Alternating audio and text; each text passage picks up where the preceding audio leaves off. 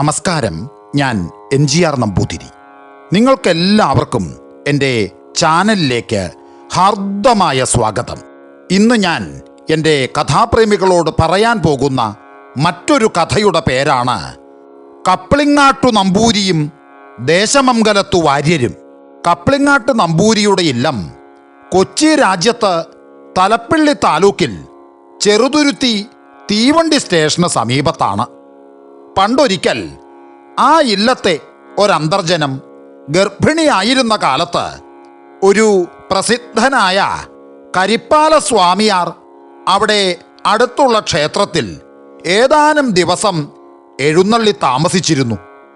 ആ വിവരമറിഞ്ഞ് ഈ അന്തർജനത്തിൻ്റെ ഭർത്താവായ നമ്പൂരി ആ അമ്പലത്തിൽ ചെന്ന് സ്വാമിയാരെ കണ്ട് ഗർഭിണിയായിരിക്കുന്ന തൻ്റെ അന്തർജനത്തിന് സൽസന്താനലബ്ധിക്കായിട്ട് ഒരു 40 ദിവസം പതിവായി കുറേശ്ശെ വെണ്ണ ജപിച്ചു കൊടുത്താൽ കൊള്ളാമെന്ന് അപേക്ഷിക്കുകയും അടുത്ത ദിവസം മുതൽക്ക് തന്നെ തുടങ്ങിയാൽ കൊള്ളാമെന്ന് അഭ്യർത്ഥിക്കുകയും അപ്രകാരം ചെയ്യാമെന്ന് സ്വാമിയാര് സമ്മതിക്കുകയും അതുപോലെ തന്നെ അടുത്ത ദിവസം മുതൽക്കു തന്നെ വെണ്ണ ജപിച്ചു കൊടുത്തു തുടങ്ങുകയും ഒക്കെ ചെയ്തു.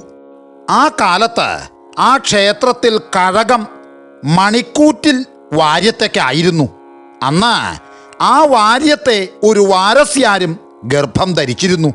കപ്ലിങ്ങാട്ടില്ലത്തെ അന്തർജനം സ്വാമിയാരെ കൊണ്ട് വെണ്ണ ജപിപ്പിച്ച് സേവിക്കുന്നുണ്ട് എന്നറിഞ്ഞപ്പോൾ തനിക്കും അങ്ങനെ ചെയ്താൽ കൊള്ളാമെന്നൊരു മോഹം ആ വാരസ്യാർക്കും ഉണ്ടായി. ഉടനെ അവരുടെ ഭർത്താവും ആ ക്ഷേത്രത്തിലെ ശാന്തിക്കാരനുമായ നമ്പൂരി മുഖാന്തരം ആ വിവരം സ്വാമിയാരെ ഗ്രഹിപ്പിക്കുകയും സ്വാമിയാർ സമ്മതിച്ച് അവർക്കും പതിവായി വെണ്ണ ജപിച്ചു കൊടുത്തു തുടങ്ങുകയും ചെയ്തു. സ്വാമിയാര് വെണ്ണ പ്രത്യേകം ജപിച്ച് 2 പൊതിയായി കെട്ടി ഇത് അന്തർജനത്തിന്, ഇത് വാരസ്യാർക്ക് എന്ന് പറഞ്ഞ് ശാന്തിക്കാരനെ ഏൽപ്പിക്കുകയാണ് പതിവ്. ശാന്തിക്കാരൻ 2 പൊതികളുമെടുത്ത് സൂക്ഷിച്ചു വച്ച് അന്തർജനവും വാരസ്യാരും ക്ഷേത്രത്തിൽ തൊഴാൻ ചെല്ലുമ്പോൾ ഓരോ പൊതി വീതം അവർക്ക് കൊടുക്കുകയുമാണ് ഒരു പതിവ്.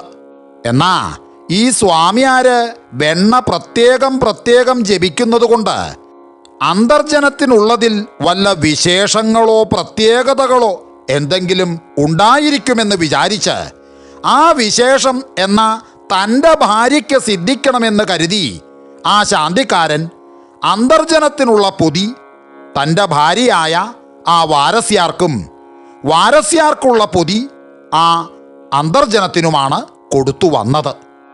ഇങ്ങനെ അന്തർജനവും വാരസ്യാരും വെണ്ണ സേവിക്കുകയും യഥാകാലം 2 പേരും പ്രസവിക്കുകയും ചെയ്തു. 2 പേർക്കുണ്ടായതും പുരുഷപ്രജകളായിരുന്നു. എന്നാൽ ആ ശിശുക്കൾക്ക് മാതാപിതാക്കളുടെ അനുരൂപ്യം ഒട്ടും തന്നെ ഉണ്ടായിരുന്നില്ല. കപ്ലിങ്ങാട്ട് നമ്പൂരി നല്ല സുന്ദരനും അന്തർജനം ഏറ്റവും രൂപവതിയുമായിരുന്നു. പക്ഷേ അവർക്കുണ്ടായ പുത്രൻ അത്ര തന്നെ തേജസ്വി ആയിരുന്നില്ല. നേരെ മറിച്ച് ശാന്തിക്കാരൻ നമ്പൂരി ഒരു വിരൂപനും അദ്ദേഹത്തിൻ്റെ ഭാര്യയായ വാരസ്യാര് ഒരു വിധത്തിൽ പറഞ്ഞാൽ നല്ല വിരൂപിണിയായിരുന്നു. എങ്കിലും അവർക്കുണ്ടായ പുത്രൻ ഏറ്റവും തേജസ്വിയുമായിരുന്നു. ആ കുട്ടികൾ അങ്ങനെ വളർന്നു വന്നപ്പോൾ അവരുടെ സ്വഭാവവും പ്രവൃത്തികളുമെല്ലാം ഇപ്രകാരം തന്നെ ഭേദപ്പെട്ടിരുന്നു.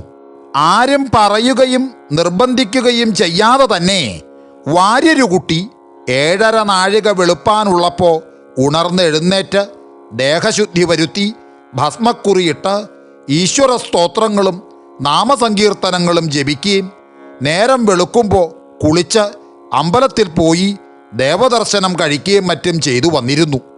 എന്നാ നേരെ മറിച്ച് ബ്രാഹ്മണകുമാരൻ ആരെല്ലാം വിളിച്ചാലും നിർബന്ധിച്ചാലും 5 നാഴിക പുലർന്നല്ലാതെ ഉണർന്നെഴുന്നേൽക്കുക പോലും ചെയ്തിരുന്നില്ല.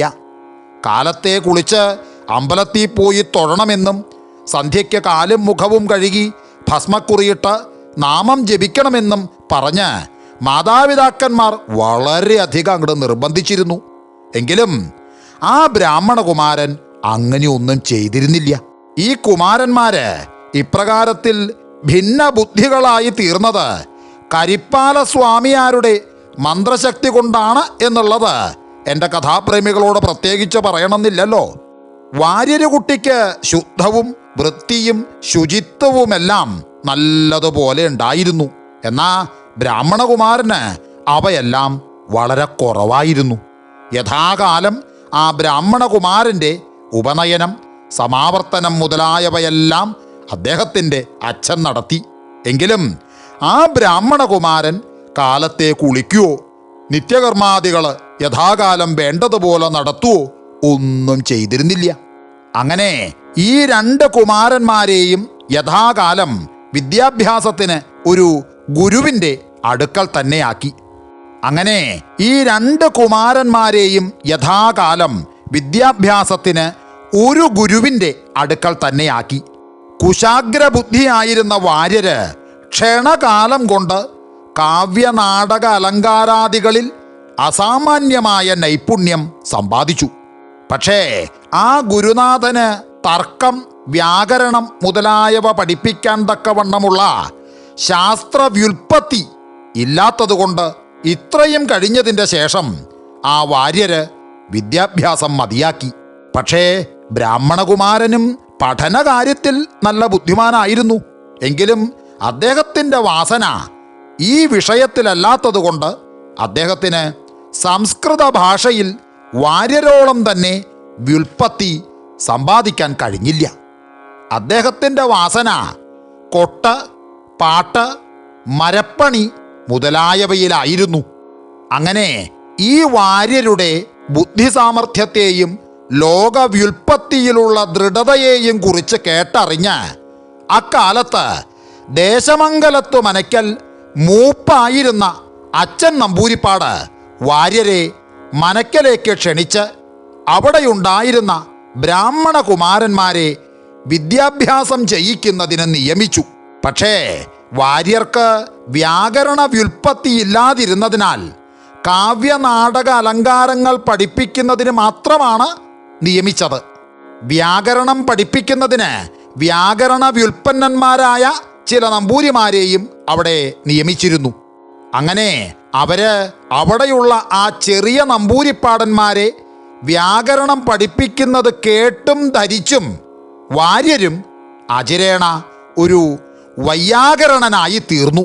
പക്ഷേ അത് അവിടെയുണ്ടായിരുന്ന വിദ്വാൻമാരാരും മനസ്സിലാക്കിയില്ല. സാധാരണ അവിടെയുള്ള കുട്ടികളെ കാവ്യം മുതലായവ പഠിപ്പിച്ചുകൊണ്ടിരിക്കുന്നതിനിടയ്ക്ക് വ്യാകരണം കേട്ട് ധരിച്ച മനസ്സിൽ ഉറപ്പിക്കാമെന്ന് വിചാരിക്കാൻ പറ്റില്ലല്ലോ. അതുകൊണ്ട് തന്നെ താൻ വ്യാകരണം കേട്ടു മനസ്സിലാക്കി എന്ന് അവിടെ ആരും ധരിച്ചിട്ടില്ലാത്തതിനാൽ അത് അവിടെയുണ്ടായിരുന്ന വൈയാകരണന്മാരെ ഒന്ന് മനസ്സിലാക്കണമെന്ന് നിശ്ചയിച്ച് വാര്യര് അതിന് തക്കവും തരവും നോക്കിക്കൊണ്ടിരുന്നു. അങ്ങനെ ഇരുന്നപ്പോൾ ഒരു ദിവസം ഉച്ചയ്ക്ക് വാര്യർക്ക് ഉണ്ണാൻ ചോറ് വിളമ്പിപ്പോൾ അതിൽ ഒരു കറുത്ത വറ്റ് കണ്ടിട്ട് വാര്യര് അതെടുത്ത് മാറ്റിവച്ചു. അത് കണ്ടപ്പോൾ വൈയാകരണനായ ഒരു നമ്പൂരി ചോദിച്ചു, "ഹേയ്, എന്താത്?" എന്ന് ചോദിച്ചു. അതിനുത്തരമായി വാര്യര് പറഞ്ഞു, "അത് കറുത്തരിശപ്പ്" എന്ന് പറഞ്ഞു. ഇത് കേട്ടപ്പോൾ ബുദ്ധിമാനായ ആ നമ്പൂരി വാര്യർ വ്യാകരണമെല്ലാം മനസ്സിലാക്കിയിരിക്കുന്നുവെന്നും കറുത്തരിശപ്പ് എന്നുള്ള വ്യാകരണ സൂത്രത്തെ ഇവിടെയും അർത്ഥം യോജിക്കത്തക്കവണ്ണം സ്വല്പം ഭേദപ്പെടുത്തി ഉച്ചരിച്ചുവെന്നേ ഉള്ളൂ എന്നും തീർച്ചപ്പെടുത്തിയിട്ട് അദ്ദേഹം അർത്ഥദ്വയത്തോടുകൂടി ഫലിതമായിട്ട് ചോദിച്ചു, "ഹേയ്, അതൊരു സൂത്രല്ലേ പറഞ്ഞത്?" എന്ന് ചോദിച്ചു. അതിന് വാര്യര് മറുപടിയായി പറഞ്ഞു, "അല്ല, സൂത്രമറിയാവുന്നവർക്ക് അങ്ങനെയും വിചാരിക്കാം" എന്നായിരുന്നു വാര്യരുടെ മറുപടി. ഈ സംഭാഷണം നിമിത്തം വാര്യരും ഒരു വൈയാകരണനായി തീർന്നിരിക്കുന്നുവെന്ന് അവിടെയുണ്ടായിരുന്നവരെല്ലാം മനസ്സിലാക്കി അത് പ്രസിദ്ധമായി തീരുകയും ചെയ്തു. അനന്തരം ദേശമംഗലത്ത് നമ്പൂരിപ്പാട് വാര്യർക്ക് അവിടെ ഒരു ഭവനം പണിയിച്ചു കൊടുക്കുകയും വാര്യരുടെ കുടുംബസഹിതമുള്ള സ്ഥിരവാസം അവിടെ ആക്കുകയും ചെയ്തു. ഇപ്പോഴും ഏറ്റവും പ്രസിദ്ധിയോടുകൂടി പ്രശോഭിക്കുന്ന ദേശമംഗലത്ത് വാര്യര് ഉണ്ടായിത്തീർന്നത് ഇപ്രകാരമാണ്. ഇത്രയുമായപ്പോഴേക്കും ദേശമംഗലത്ത് വാര്യരെന്നുള്ള പ്രസിദ്ധി സർവത്ര അങ്ങട് പരക്കപ്പെട്ടു. അതിനാൽ അന്നത്തെ സാമൂതിരിപ്പാട് തമ്പുരാൻ വാര്യരെ കോഴിക്കോട്ടേക്ക് ക്ഷണിക്കുകയും അവിടെ കോവിലകത്ത് കൊച്ചു തമ്പുരാക്കന്മാരെ വിദ്യാഭ്യാസം ചെയ്യിക്കുന്നതിന് നിയമിക്കുകയും അധികം താമസിയാതെ നെടുവിരിപ്പു സ്വരൂപത്തിലെ ഗുരുസ്ഥാനം ആ വാര്യരുടെ തറവാട്ടിലേക്ക് കൽപ്പിച്ചു കൊടുക്കുകയും ചെയ്തു. ഇപ്പോഴും ആ സ്ഥാനം ദേശമംഗലത്ത് വാര്യത്തേക്ക് തന്നെയാണ് ഇരിക്കുന്നത്. പ്രസിദ്ധനായ ആ വാര്യരുടെ കാലം മുതൽ അവരുടെ കുടുംബത്തിൽ യോഗ്യന്മാരും വിദ്വാൻമാരും പ്രസിദ്ധന്മാരുമായിട്ടുള്ളവരല്ലാതെ വേറെ ആരും ഉണ്ടായിട്ടില്ല. ഇപ്പോഴും ആ കുടുംബത്തിൽ സംസ്കൃതം, ഇംഗ്ലീഷ് മുതലായ ഭാഷകളിലും രസതന്ത്രം മുതലായ ശാസ്ത്രങ്ങളിലും അതിനിപുണന്മാരും വലിയ വലിയ ഗവൺമെൻറ് ഉദ്യോഗങ്ങൾ വഹിക്കുന്നവരുമായി പലരും ഉണ്ട്. ഈ ദേശമംഗലത്തു വാര്യര് രാജഗുരുവായി തീർന്നപ്പോഴേക്കും അദ്ദേഹത്തിൻ്റെ സതീർത്ഥ്യനായ കപ്ലിങ്ങാട്ട് നമ്പൂരി ചെണ്ടകൊട്ട്, പാട്ട് മുതലായ വിഷയങ്ങളിൽ അതിനിപുണനും പ്രസിദ്ധനുമായി തീർന്നു. അദ്ദേഹത്തിന് അസാമാന്യമായ ഭ്രമം കഥകളിയിലായിരുന്നു. കൊട്ടാരക്കര തമ്പുരാൻ മുതലായ ചില മഹാന്മാര് ചില ആട്ടക്കഥകൾ ഉണ്ടാക്കുകയും കഥകളി നടപ്പാക്കുകയും ചെയ്തുവെങ്കിലും അത് കേവലം അപരിഷ്കൃത രീതിയിലായിരുന്നു. ആദ്യകാലത്ത് വേഷങ്ങൾ തന്നെ എല്ലാം ഒരുപോലെ ആയിരുന്നു. ഒരു വേഷത്തിനും മുഖത്തൊന്നും തേച്ചിരുന്നില്ല. അക്കാലത്ത് ഓരോ കഥാപാത്രങ്ങൾക്കും ആടാനുള്ള പദങ്ങളെല്ലാം ഈ നാടകങ്ങളിലെ ശ്ലോകങ്ങളും വാക്യങ്ങളും ചൊല്ലുന്നത് പോലെ ആയിരുന്നു. എന്ന് മാത്രമല്ല, അവരവർ തന്നെയാണ് പാടിയിരുന്നത്. പക്ഷേ കപ്ലിങ്ങാട്ട് നമ്പൂരി അതെല്ലാം അങ്ങോട്ട് ഭേദപ്പെടുത്തി. പാട്ടിന് വേറെ ആളുകൾ തന്നെ വേണമെന്ന് നിശ്ചയിച്ചു. വേഷങ്ങൾക്ക് പച്ച, കത്തി, കരി, വെള്ളത്താടി, ചുവന്ന താടി, മിനുക്ക്, ബ്രാഹ്മണൻ, മഹർഷി എന്നു വേണ്ട ഇപ്പോ കണ്ടുവരുന്ന വിധത്തിലുള്ള വ്യത്യാസങ്ങളൊക്കെ കപ്ലിങ്ങാട് നമ്പൂരി അങ്ങോട്ട് വരുത്തിച്ചു. ഇനി ആട്ടത്തിൻ്റെ സമ്പ്രദായവും ആകപ്പാടെ മാറ്റി ഇപ്പൊ കണ്ടുവരുന്ന വിധത്തിലുള്ള ചവിട്ടും ചാട്ടവും കലാശങ്ങളുമെല്ലാം ഏർപ്പെടുത്തി. എന്തിനു പറയണു, കിം ബഹുന, കഥകളിയുടെ രീതി ആകപ്പാടെ പരിഷ്കരിച്ച് ഇപ്പൊ കാണുന്ന രീതിയിൽ അങ്ങടാക്കി തീർത്തു. ഇത് നടപ്പാക്കേണ്ടതിലേക്കായി അദ്ദേഹം ഈ രീതി ചിലരെ അഭ്യസിപ്പിച്ച് ഒരു കഥകളി യോഗം കൂട്ടി അദ്ദേഹം തന്നെ കുറച്ചു കാലം കൊണ്ട് നടന്നിരുന്നു. വേഷങ്ങൾക്ക് വേണ്ടുന്ന കിരീടം മുതലായ മരക്കോപ്പുകളെല്ലാം പണിതുണ്ടാക്കിയതും അവയ്ക്ക് ചില്ലും ചകലാസും പതിച്ച് തകിടിട്ട് നന്നാക്കിയതുമെല്ലാം അദ്ദേഹം തന്നെ ആയിരുന്നു. കഥകളി യോഗത്തിൽ മേളത്തിനും പാട്ടിനും യോഗ്യന്മാരായ ആളുകളെ നിയമിച്ചിട്ടുണ്ടായിരുന്നുവെങ്കിലും പാട്ടിൻ്റെ പ്രധാന ഭാഗം അദ്ദേഹം തന്നെയാണ് നിർവഹിച്ചിരുന്നത്. അങ്ങനെയല്ലാഞ്ഞാൽ കളിക്കാർക്കും കളിപ്പിക്കുന്നവർക്കും മാത്രമല്ല അദ്ദേഹത്തിന് തന്നെയും തൃപ്തിയാവില്ലായിരുന്നു. ചൊല്ലി ആടിക്കുന്നതിന് കപ്ലിങ്ങാട്ട് നമ്പൂരിക്കുണ്ടായിരുന്ന സാമർഥ്യം അനന്യസാധാരണം തന്നെ ആയിരുന്നേ. അങ്ങനെ ഈ കപ്ലിങ്ങാട്ട് നമ്പൂരി കഥകളിയുടെ രീതി ആകപ്പാടെ പരിഷ്കരിച്ചുവെന്നും അദ്ദേഹം തന്നെ ഒരു കഥകളി യോഗം ഏർപ്പെടുത്തി കൊണ്ടു നടന്നു തുടങ്ങിയിരിക്കുന്നുവെന്നും അദ്ദേഹത്തിൻ്റെ പാട്ട് ഏറ്റവും മനോഹരമാണെന്നും മറ്റും പലരും പറഞ്ഞറിയുകയാൽ പൂമുള്ളിമനയ്ക്കൽ അച്ഛൻ നമ്പൂരിപ്പാട് ആ പരിഷ്കരിച്ച രീതിയിലുള്ള കഥകളി കാണുകയും കപ്ലിങ്ങാട്ട് നമ്പൂരിയുടെ പാട്ട് കേൾക്കുകയും ചെയ്യണമെന്ന് നിശ്ചയിച്ച് കഥകളിക്ക് ദിവസം തീർച്ചപ്പെടുത്തിക്കൊണ്ട് തലേ ദിവസം തന്നെ ഒരു കാര്യസ്ഥൻ മുഖാന്തരം വിവരം കപ്ലിങ്ങാട്ട് നമ്പൂരിയെ അറിയിച്ചു. അങ്ങനെ അന്ന് അടുക്കൽ തന്നെ ഒരു സ്ഥലത്ത് കളിയുണ്ടായിരുന്നു. അവിടെ ചെന്നാണ് കാര്യസ്ഥൻ വിവരം കപ്ലിങ്ങാട് നമ്പൂരിയോട് പറഞ്ഞത്. ഉടനെ കപ്ലിങ്ങാട് നമ്പൂരി ആ കാര്യസ്ഥനോട് പറഞ്ഞു, അടുത്ത ദിവസം രാവിലെ യോഗത്തോടുകൂടി എത്തിക്കൊള്ളാമെന്ന് നമ്പൂരി മറുപടി പറഞ്ഞയക്കുകയും ചെയ്തു. അന്ന് കളിക്ക് കൊട്ടിയപ്പോൾ ചെണ്ട പൊട്ടിപ്പോയതുകൊണ്ട് തൽക്കാലം അവിടെ അടുക്കലുണ്ടായിരുന്ന ഒരു മാരാരുടെ ഗൃഹത്തിൽ നിന്ന് ഒരു ചെണ്ട വരുത്തി കളി ഒരുവിധം കഴിച്ചുകൂട്ടി. അങ്ങനെ പിറ്റേ ദിവസം കാലത്ത് കപ്ലിങ്ങാട്ട് നമ്പൂരി പറഞ്ഞു, ഹേയ്, നിങ്ങൾ ഇപ്പം തന്നെ പൊയ്ക്കൊള്ളുക, ചെണ്ടവട്ടം ഉണ്ടാക്കിക്കൊണ്ട് ഞാൻ പകലേ അവിടെ എത്തിക്കോളാം എന്ന് പറഞ്ഞു. അങ്ങനെ കഥകളി യോഗക്കാരെ പൂമുള്ളി മനക്കിലേക്ക് അയക്കുകയും അപ്രകാരം നമ്പൂരി ചെണ്ടവട്ടവും കൊണ്ട് പകലെ അവിടെ എത്തുകയും ചെയ്തു. അവിടെ എത്തിയ ഉടനെ അദ്ദേഹം ചെണ്ടവട്ടം ചെണ്ടക്കാരനെ ഏൽപ്പിച്ച് ക്ഷണത്തിൽ അത് കോർത്ത് ശരിയാക്കാൻ പറഞ്ഞിട്ട് കുളിക്കാനായി പുറപ്പെട്ടു. അപ്പോഴേക്കും നേരം വൈകിയതുകൊണ്ട് കുളിക്കാനും സന്ധ്യാവന്ദനത്തിനുമായി അച്ഛൻ നമ്പൂരിപ്പാട് പുറത്തു വന്നു. ആ സമയത്ത് അച്ഛൻ നമ്പൂരിപ്പാട് കപ്ലിങ്ങാട് നമ്പൂരിയെ കണ്ടപ്പോ, ഹേയ്, കപ്ലിങ്ങാട് വന്നോ, സന്തോഷായി, നമുക്ക് ഒരുമിച്ച് അങ്ങോട്ട് കുളിക്കാൻ പോവാം എന്ന് പറഞ്ഞ് രണ്ടുപേരും കൂടി അങ്ങോട്ട് കുളിക്കാൻ പോയി. അങ്ങനെ കുളി കഴിഞ്ഞ് കപ്ലിങ്ങാട് നമ്പൂരി സന്ധ്യാവന്ദനത്തിനായി കിഴക്കോട്ട് തിരിഞ്ഞു നിന്ന് വെള്ളം കോരി പിടിച്ചു. അത് കണ്ടിട്ട് അച്ഛൻ നമ്പൂരിപ്പാട് ചോദിച്ചു, ഹേയ് കപ്ലിങ്ങാട്, അതല്ല പടിഞ്ഞാറ്, അത് കിഴക്കാണ്, ഇങ്ങോട്ട് തിരിഞ്ഞു നിന്ന് അർഘ്യം കൊടുക്കുക എന്ന് പറഞ്ഞു. സാധാരണയായി ഈ ബ്രാഹ്മണര് സന്ധ്യാവന്ദനം ചെയ്യണത് കാലത്ത് കിഴക്കോട്ട് തിരിഞ്ഞും വൈകുന്നേരം പടിഞ്ഞാട്ട് തിരിഞ്ഞുമാണ് പതിവ്. ഇത് വൈകുന്നേരത്തെ നേരം ആയതുകൊണ്ടാണ് അച്ഛൻ നമ്പൂരി അത് പടിഞ്ഞാട്ട് തിരിഞ്ഞു നിന്ന് ചെയ്യാൻ പറഞ്ഞതും. അത് കേട്ടപ്പോൾ കപ്ലിങ്ങാട്ട് നമ്പൂരി പറഞ്ഞു, അല്ല, ഇത് പടിഞ്ഞാറാണെന്ന് ഞാൻ വിചാരിച്ചിട്ടില്ല, കിഴക്കാണെന്ന് തന്നെയാണ് എൻ്റെ വിചാരവും. പക്ഷേ കാലത്തേത് കഴിഞ്ഞിട്ട് വേണമല്ലോ വൈകുന്നേരത്തേത് എന്ന് വിചാരിച്ചാണ് ഇങ്ങനെ ചെയ്തത് എന്ന് അച്ഛൻ നമ്പൂരിയോട് പറഞ്ഞു. അത് കേട്ടപ്പോൾ അച്ഛൻ നമ്പൂരിപ്പാട് പറഞ്ഞു, ഹേയ്, എന്താ ഈ പറയണേ, എന്താ കഥ? അപ്പോൾ ഇന്ന് രാവിലെ സന്ധ്യാവന്ദനം ഉണ്ടായില്ല എന്നാണോ പറഞ്ഞു വരണത് എന്ന് ചോദിച്ചു. അത് കേട്ടപ്പോൾ കപ്ലിങ്ങാട് പറഞ്ഞു, ഇല്ല, ഉണ്ടായില്ല.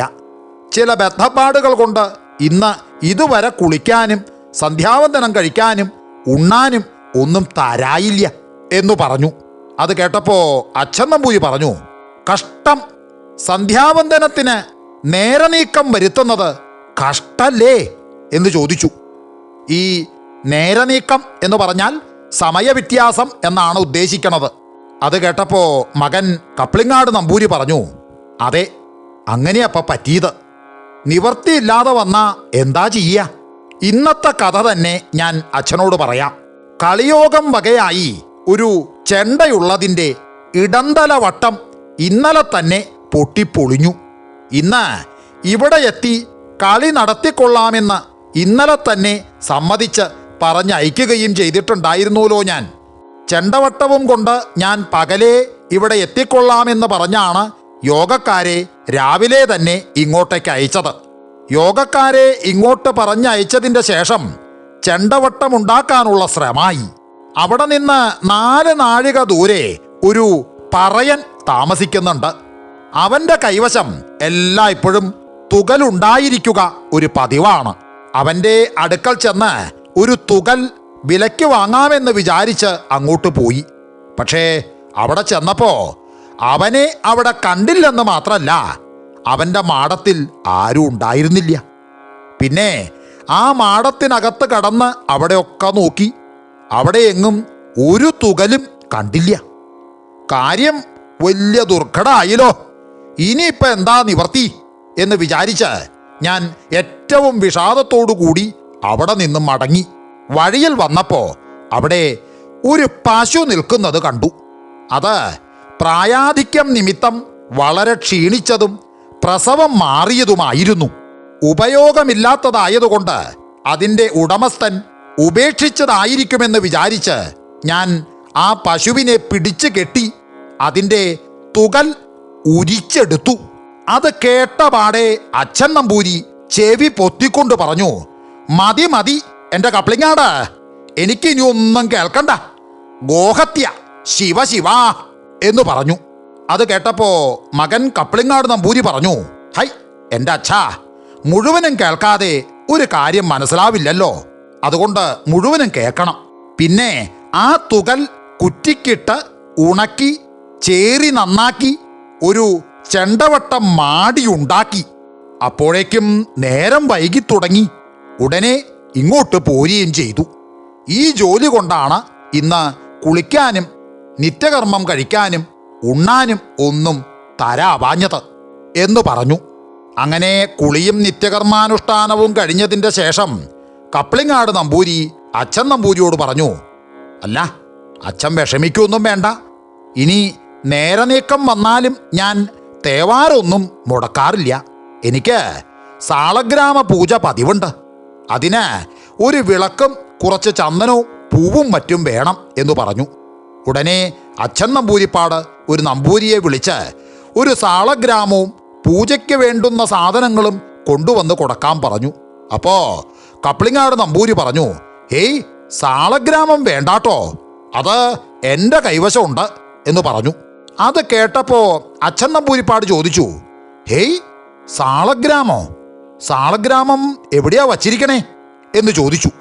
അതിനുത്തരമായി കപ്ലിങ്ങാട് നമ്പൂരി പറഞ്ഞു, സാളഗ്രാമം മുഴുവനോടെ കൊണ്ടു നടക്കുന്നത് ബുദ്ധിമുട്ടാണെന്ന് വിചാരിച്ച് അത് ഉടച്ച് ചെറുതാക്കി മോതിരത്തിന്മേൽ വച്ച് കെട്ടി കൈവിരലിന്മേൽ ഇട്ടുകൊണ്ടാണ് ഇപ്പൊ ഞാൻ നടക്കണത് എന്ന് പറഞ്ഞു.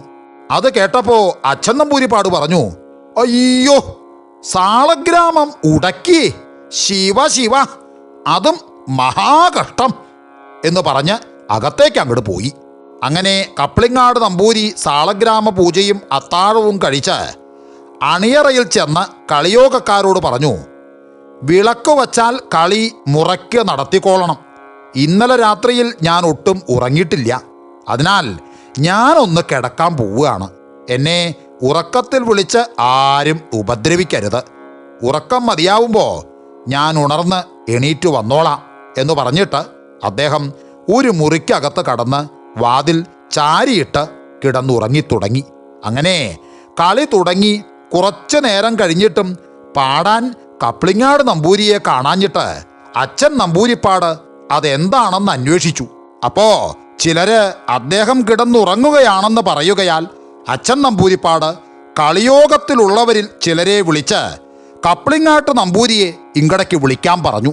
അത് കേട്ടപ്പോൾ അവിടെ നിന്നോര് പറഞ്ഞു, അല്ല, വിളിക്കരുതെന്നാണ് കൽപ്പിച്ചിരിക്കണത് എന്നറിയിച്ചു.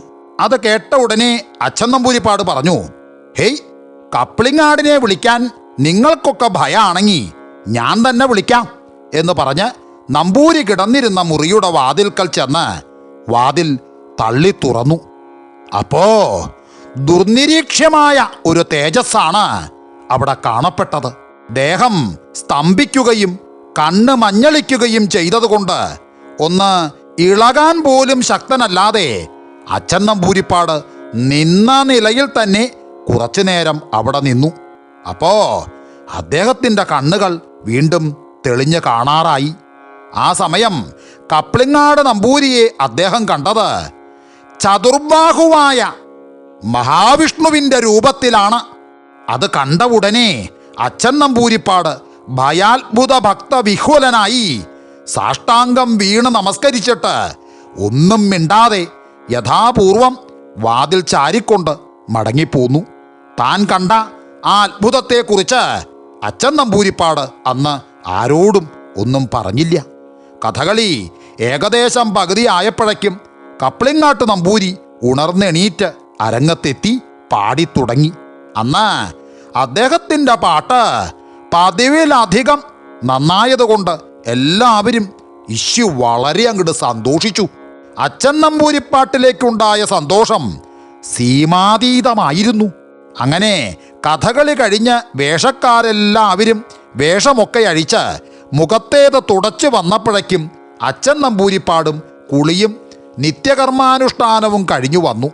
പ്രധാന വേഷക്കാർ മുതൽ പെട്ടിക്കാർ വരെ എല്ലാവർക്കും യഥായോഗ്യം സമ്മാനങ്ങളും പതിവുള്ള പണവും കൊടുത്തതിൻ്റെ ശേഷം അച്ഛൻ നമ്പൂരിപ്പാട് കപ്ലിങ്ങാട്ട് നമ്പൂരിയെ അടുക്കൽ വിളിച്ചിട്ട് പറഞ്ഞു, അല്ല, കപ്ലിങ്ങാടിൻ്റെ പാട്ടിനെക്കുറിച്ച് പലരും പ്രശംസിച്ച് കേൾക്കാറുണ്ട്.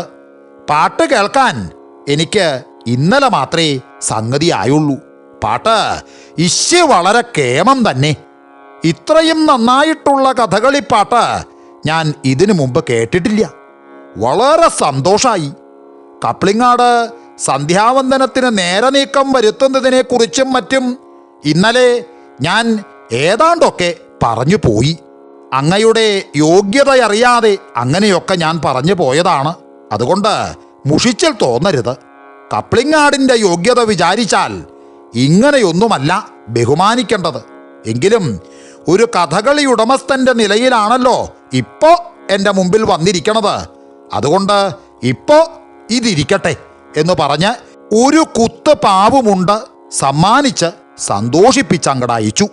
അങ്ങനെ ആ കഥകളി യോഗക്കാർ അവിടെ നിന്ന് പോയതിൻ്റെ ശേഷം അച്ഛൻ നമ്പൂരിപ്പാട് അവിടെ ഉണ്ടായിരുന്ന ചില നമ്പൂരിമാരോട് താൻ തലേ ദിവസം കണ്ട ആ അത്ഭുതത്തെക്കുറിച്ച് പറഞ്ഞു.